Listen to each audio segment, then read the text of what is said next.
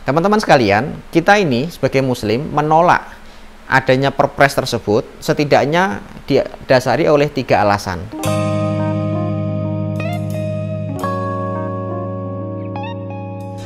Assalamualaikum warahmatullahi wabarakatuh.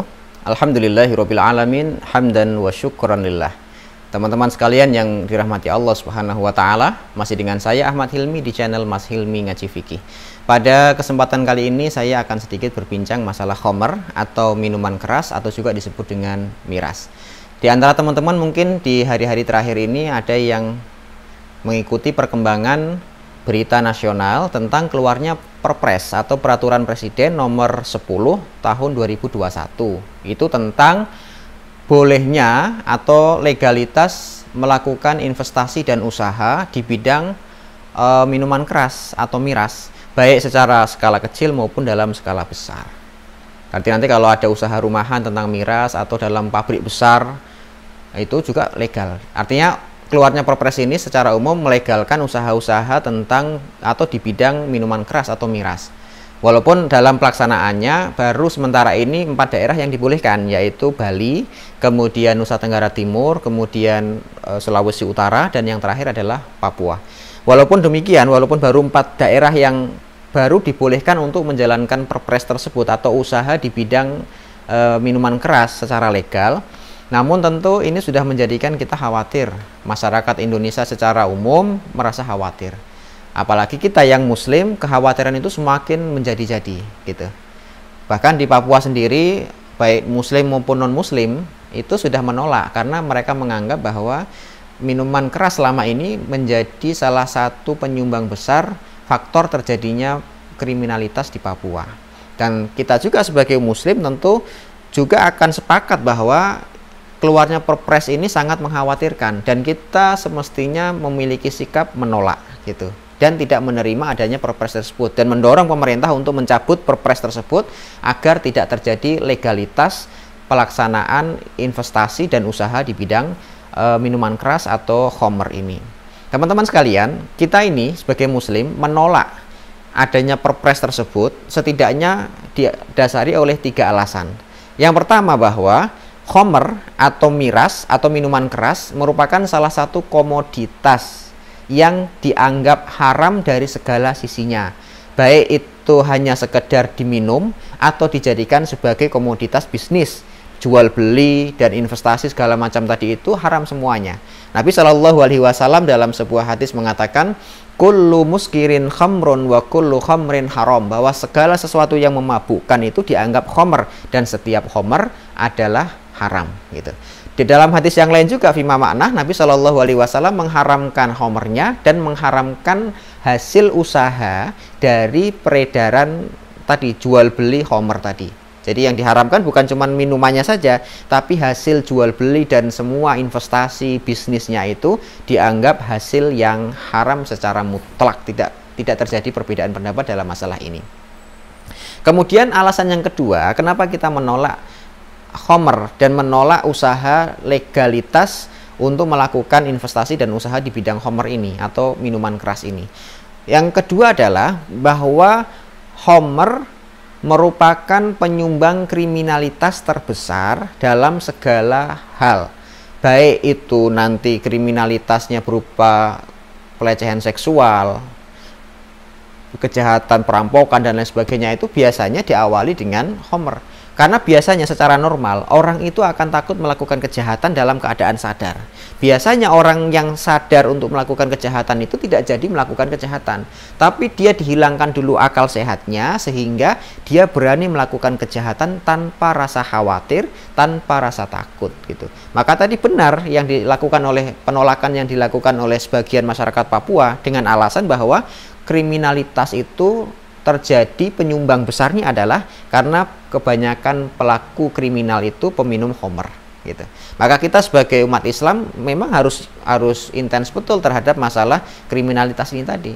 Allah Subhanahu wa taala juga menyebutkan di dalam sebuah ayat di surat Al-Baqarah, wa ismuhuma akbaru min naf'ihima. Memang benar bahwa Khamr atau minuman keras itu ada sisi baiknya, ada sisi positifnya, yaitu mungkin investasi segala macam tadi itu. Tapi tentu kemudorotan, kerusakan, sisi negatif yang ditimbulkan dari khamr itu jauh lebih besar dibandingkan sisi positifnya. Maka kalau hanya sekedar membuka keran usaha di bidang minuman keras itu diharapkan tumbuhnya ekonomi, ya itu bagian dari sisi positifnya. Tapi tentu kerusakan dari investasi ini jauh lebih besar dan meledak dibandingkan sisi positif yang hanya tidak seberapa tadi itu. Jadi orang, oh ini karena di beberapa daerah ada yang kearifan lokalnya meminum khamr umpamanya gitu. Ini kan hanya sekedar sedikit menghidupkan kearifan lokal, sementara kerusakan yang ditimbulkan itu sungguh luar biasa besarnya gitu. Maka kita sebagai muslim, alasan yang kedua tadi, bahwa kejahatan apapun banyak yang disebabkan karena peminum khamr. Kemudian yang ketiga, ini yang menjadi penting juga buat kita, bahwa alasan yang ketiga ini sangat-sangat perlu kita mendapatkan perhatian khusus dari kita sebagai seorang muslim, karena khamr merupakan salah satu sebab Allah Subhanahu wa taala melaknat manusia. Di dalam sebuah hadis, Rasulullah Shallallahu alaihi wasallam mengatakan, la'anallahul khamra. Allah Subhanahu wa taala melaknat khamrnya, wasyaribaha, peminumnya, wasaqiyaha, penuangnya, bartendernya, waba'iaha, penjualnya, wa mubta'aha, kemudian juga pembelinya gitu. Kemudian wa'asiroha, orang yang memeras anggur kemudian dijadikan sebagai khamr. Kemudian wa mu'tasiroha, orang yang mengambil atau memindahkan hasil perasan tadi itu. Kemudian siapa lagi? Wa hamilaha, orang yang mendistribusikan. Kemudian yang terakhir, wal mahmulata 'alaiha, orang yang minta untuk dibawakan atau minta dilayani untuk diambilkan khamr tersebut. Baru satu benda yang namanya khamr, tapi sudah banyak sekali yang mendapatkan laknat dari Allah Subhanahu wa taala. Kita bicara laknat, teman-teman sekalian, itu efeknya luar biasa besarnya. Ketika Allah Subhanahu wa taala sudah menyatakan melaknat seseorang atau melaknat masyarakat, maka kita akan kehilangan rahmat dari Allah Subhanahu wa taala.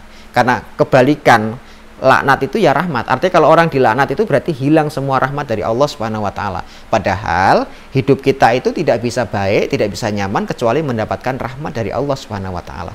Masalah kita di Indonesia itu luar biasa banyaknya, baik secara individu masyarakatnya, baik secara global negaranya, kita itu banyak masalah. Ketika masalah itu masih disertai dengan masih mendapatkan rahmat dari Allah Subhanahu wa taala, maka akan kita mudah menyelesaikan masalah-masalah tersebut.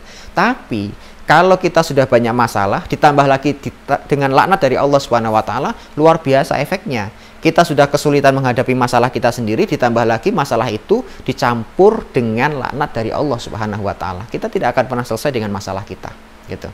Nah, tadi di samping orang-orang yang kita sebutkan dalam hadis tadi itu, tentu saja yang mendapatkan laknat adalah mereka yang memberikan legalitas, memberikan izin resmi beredarnya minuman keras, baik dari sisi produksinya, baik dari sisi distribusinya, baik dari sisi pemakainya, baik dari sisi peminumnya dan lain sebagainya, semuanya mendapatkan laknat dari Allah Subhanahu wa taala. Maka kita sebagai seorang muslim, mari sekuat tenaga kita dan semampu kita, kita menyatakan kita menolak dengan Perpres nomor 10 tahun 2021 tentang investasi dan usaha di bidang minuman keras. Dan kita juga berharap semoga Allah Subhanahu wa taala menjauhkan kita dari laknatnya dan selalu memberikan rahmat kepada kita semuanya. Terutama kita memiliki generasi muda yang tentu harus kita jaga. Dengan khamr, dengan minuman keras, kita akan kesulitan menjaga dan mendidik generasi kita selanjutnya. Demikian aku qouli hadza. Assalamualaikum warahmatullahi wabarakatuh.